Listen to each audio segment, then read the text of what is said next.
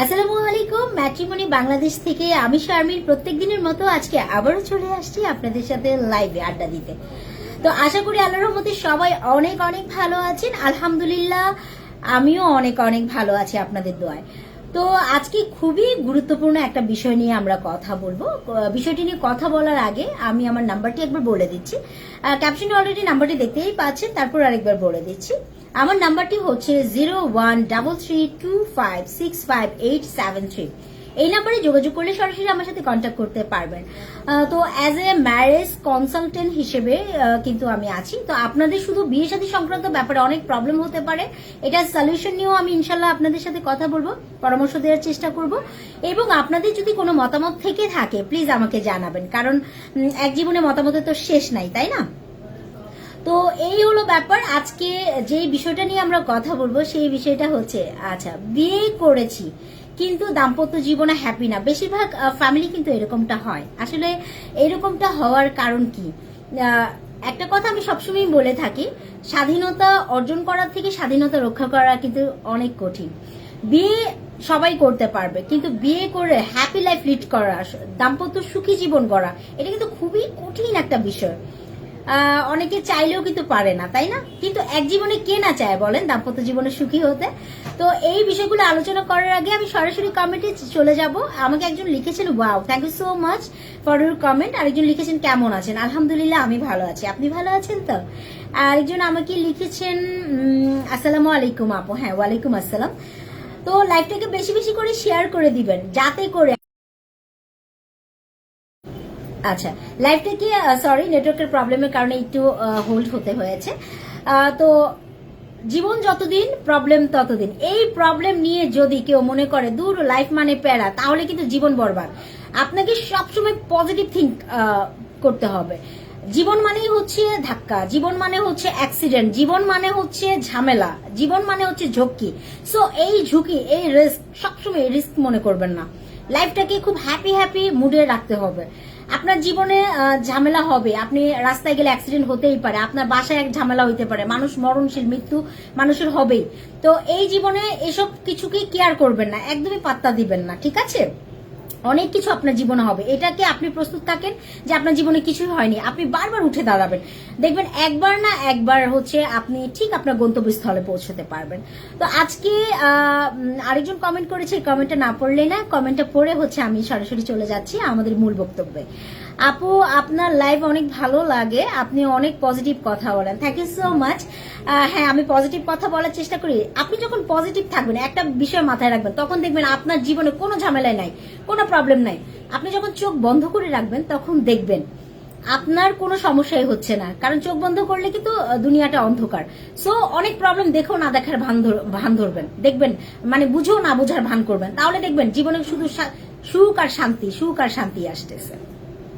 তো আজকে প্রথম যে কথাটা বলবো, ত্যাগ স্বীকার করা। হ্যাঁ, আমাদের যখন দাম্পত্য জীবনের সবচেয়ে বড় বিষয়, আপনি দাম্পত্য জীবন বলেন বা অফিসের জীবন বলেন বা ব্যক্তিগত জীবন বলেন বা হচ্ছে আপনি বিজনেস জীবন, আপনার যে যে প্রফেশনে থাকেন না কেন, আপনাদেরকে অবশ্যই অবশ্যই স্যাক্রিফাইস করতে হবে।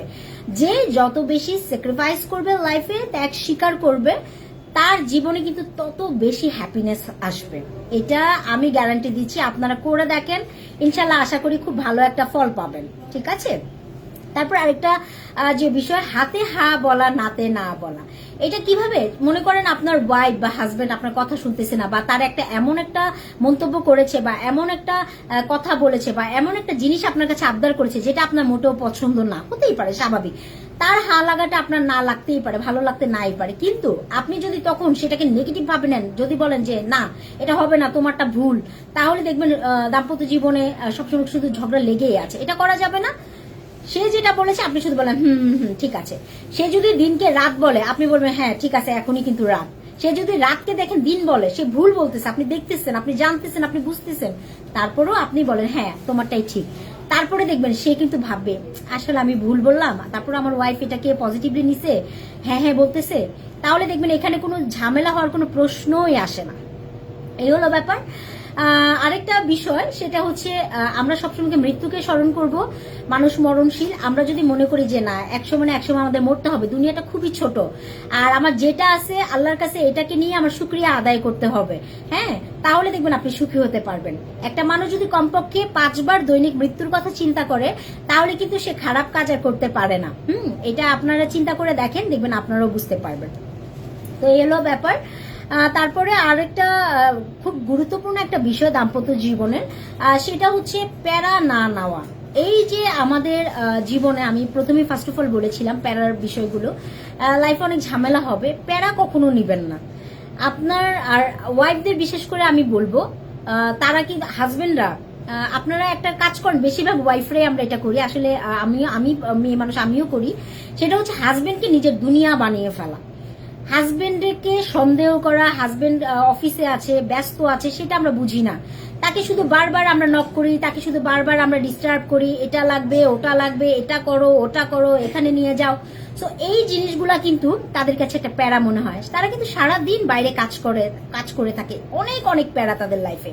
তারপরে যদি এক্সট্রা প্যারা আপনি দেন তাহলে দাম্পত্য জীবন কখনোই সুখের হবে না।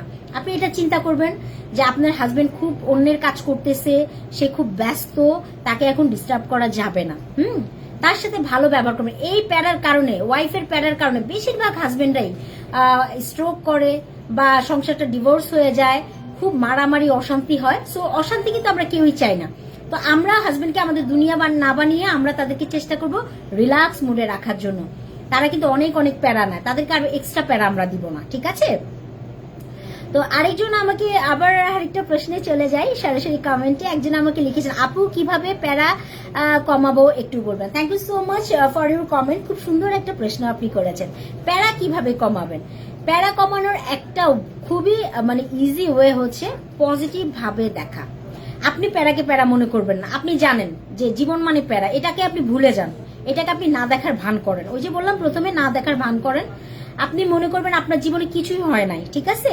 তো ওইভাবে হচ্ছে প্যারাগুলো কমাবেন। এবং আরেকটা বিষয় খুবই গুরুত্বপূর্ণ, সেটা হচ্ছে চাহিদা কমানো। যার যত বেশি জীবনে চাহিদা তার তত বেশি জীবনে কিন্তু দুঃখ। আপনার চাহিদা একদম কমিয়ে আনবেন, খুব সিম্পল ভাবে লাইফ লিড করার চেষ্টা করবেন, দেখবেন লাইফে শুধু প্যারা তো থাকবেই না, শান্তি আর শান্তি চলে আসবে, ঠিক আছে? এই হলো ব্যাপার। তারপরে আরেকটা বিষয় হচ্ছে মতের মিল। আমরা একটা খুবই বিষয় হচ্ছে মতের মিল না হলে কিন্তু আমাদের দাম্পত্য জীবনে এলোমেলো হয়ে যায়। আপনার হাজবেন্ড বললো ডানে যেতে, আপনি গেলেন বামে। আপনার হাজবেন্ড বললো যে আপনি এটা করো, তুমি এটা করো, আপনি এটা না করে অন্যটা করলে, উল্টা দিকে যাওয়া যাবে না। আপনার হাজবেন্ড যেটা বলে, হ্যাঁ আপনার ভালো লাগতে না পারে, আপনি তাকে ঠান্ডা মাথায় বোঝাবেন, খুব নরম সুরে তার সাথে কথা বলতে হবে। তার সাথে যদি রাগারাগি করেন, ঝগড়াঝাটি করেন, সম্পর্ক শুধু ঝগড়ার দিকে বাড়তেই থাকবে। হ্যাঁ, ঝগড়াঝাটি কখনোই করবেন না, নরম সুরে কথা বলবেন। আপনার মনের কথাটা তাকে জানিয়ে দেন যে দেখো আমার এই বিষয়টা ভালো লাগছে না, বা আমি এটা পারতেছি না, বা এটা আমার প্রবলেম হচ্ছে, বা আমি এখন কি করব বলো। খুব সুন্দরভাবে তাকে বোঝানোর চেষ্টা করবেন। তো এই হলো ব্যাপার। তো যাই হোক, আজকে অনেক অনেক বিষয় নিয়ে আড্ডা হলো, কিভাবে আমরা দাম্পত্য জীবনে সুখী থাকবো। আমরা তো আসলে সবসময় বিয়ে শাদীর ব্যাপার নিয়ে কথা বলি, রাইট? তো বিয়ে শাদী করার পরে যখন আমরা এই থিওরিগুলো আমরা হচ্ছে মানে লাইফে প্রয়োগ করব, তখন দেখবেন লাইফটা খুব ভালোভাবে যাচ্ছে। আরেকজন আমাকে কমেন্ট করেছেন, না পড়লে না, সামনে নির্বাচন, বউ দেন ম্যাম।